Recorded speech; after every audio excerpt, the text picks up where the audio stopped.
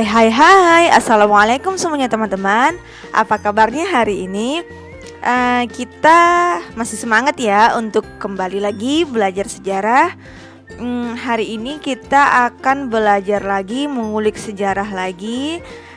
Kemarin itu 5 hari yang lalu kita bahas mengenai Perang Dingin pertama atau part pertama.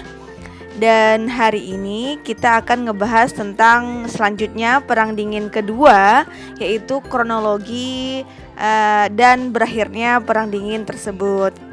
Tapi teman-teman, seperti biasanya sebelum kamu lanjut, jangan lupa klik tombol subscribe-nya dulu, apalagi untuk teman-teman yang sedang bergabung. Jadi teman-teman, untuk di bagian kedua ini, di Perang Dingin part kedua ini, di sini aku buat kita akan ngebahas tentang berlangsungnya Perang Dingin. Di sini ada adanya kayak sedikit sketsa gitu ya, untuk apa yang akan kita bahas di pembahasan video kali ini. Yang di sini yang pertama itu di situ ada namanya perebutan hegemoni, terus D-nya ada sistem aliansi, terus di sini ada namanya kegiatan spionase dan perlombaan teknologi persenjataan dan ruang angkasa. Dan yang terakhir yang akan kita bahas adalah akhir dari Perang Dingin. Jadi ini D-nya yang akan kita bahas satu persatu. Jadi teman-teman stay tune di video ini ya. Nah teman-teman, berlangsungnya Perang Dingin ini dimulai Perang Dingin ini kan kita dimulai setelah berakhirnya Perang Dunia Kedua, sejak pembagian Jerman menjadi 2 wilayah, yaitu Jerman Barat dan Jerman Timur.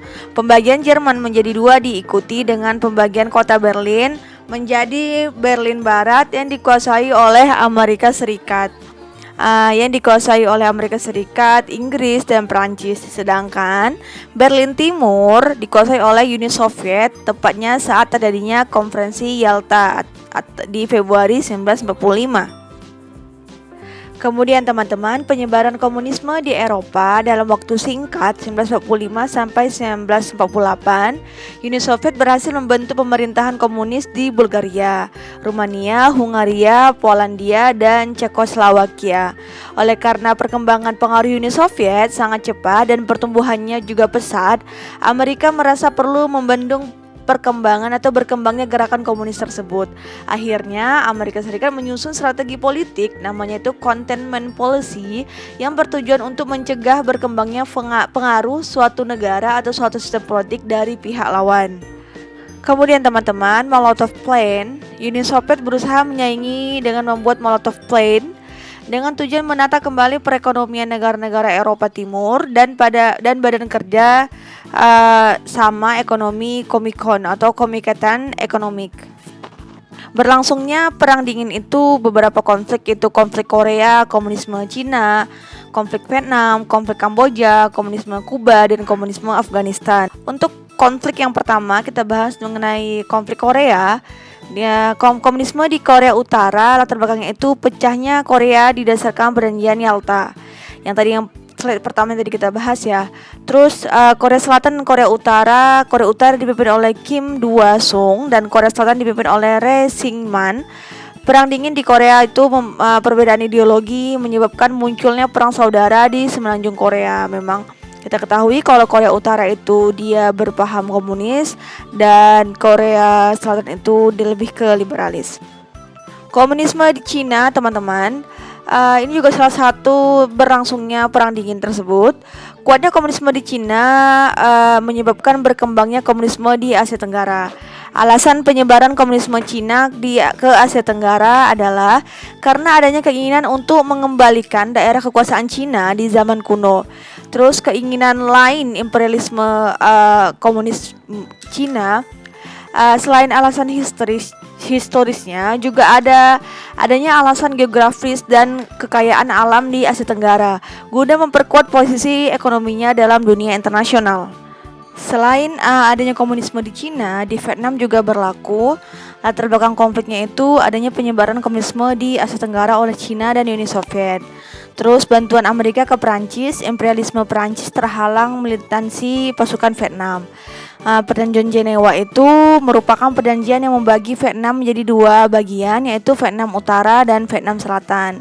Teman-teman bisa tonton video aku ada ngebahas tentang mengenai konflik Vietnam ya teman-teman. Nah, teman-teman, konflik Kamboja juga dilatar belakangi dengan perbatasan antara Kamboja dengan Vietnam. Terkaitnya konflik Sino dan Soviet, di balik masalah Kamboja, Uni Soviet tidak lepas dari masalah politik, yakni konflik Sino dan Soviet. Konflik Kamboja Vietnam adalah bertentangan dari jauhnya antara Cina dan Uni Soviet di Asia Tenggara. Komunisme di Kuba mempunyai latar belakang Presiden Kuba Fidel Castro mendirikan negara komunis di Kuba. Terus juga ada namanya invasi Teluk Babi. Titik ketegangan perang dingin ini terjadi di Teluk Babi pada tahun 1961. Kemudian teman-teman, keberhasilan Castro, yaitu Presiden Kuba, Castro berhasil menghalau invasi Amerika Serikat. Nah, selanjutnya teman-teman, komunisme di Afghanistan mempunyai latar belakang konflik itu. Nur Muhammad Tariki berhasil membangun Daud Khan melalui kudeta berdarah. Kemudian masuknya Uni Soviet guna mempertahankan komunisme Afghanistan. Uni Soviet pun menginvasi Afghanistan. Mujahidin menumpas Uni Soviet. Invasi ini mendapat perlawanan dari kelompok Mujahidin yang dipimpin oleh Muhammad Najibullah, yang akhirnya berhasil memukul mundur pasukan Uni Soviet yang masuk ke Afghanistan guna mempertahankan komunisme di Afghanistan.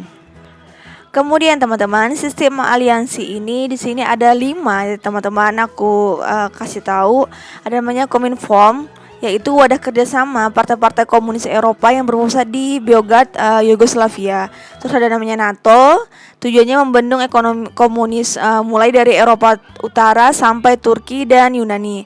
Kemudian teman-teman, ada namanya Pakta Warsawa, yaitu kerjasama pertahanan dan keamanan negara-negara komunis. Terus ada namanya SEATO, bertujuan membendung komunisme di Asia Tenggara. Dan Pakta Anjus membendung komunisme di Australia dan New Zealand. Ini teman-teman sering masuk dalam soal ya teman-teman. Kemudian teman-teman, kegiatan spionase yang tadi juga salah satu dari keberlangsungan perang dingin ini. Ini dia ada namanya 2 dibentuk itu, KGB, Komite Gusudat Venon Bezofasnati, dengan CIA, Central Intelligence Agency. Perlombaan nuklir Amerika Serikat dengan USSR itu perlombaan teknologi persenjataan yang ditandai dengan munculnya teknologi nuklir untuk mengurangi meningkatnya perlombaan senjata nuklir pada kedua belah pihak. PBB kemudian membentuk namanya Atomic Energy Commission yang bertujuan untuk mencari jalan dan cara untuk mengembangkan penggunaan tenaga atom yang bermaksud damai serta mencegah penggunanya untuk bertujuan perang gitu teman-teman. Kayak dulu yang terjadi di Hiroshima dan Nagasaki ya.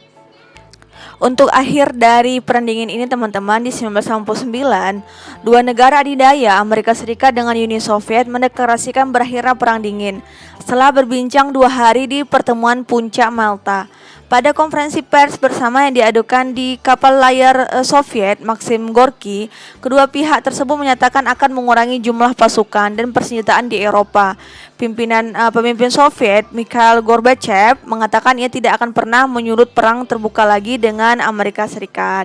Jadi dengan berakhirnya perang dingin tersebut di 1999 juga berakhirnya perang maksudnya di dunia inilah gitu ya teman-teman.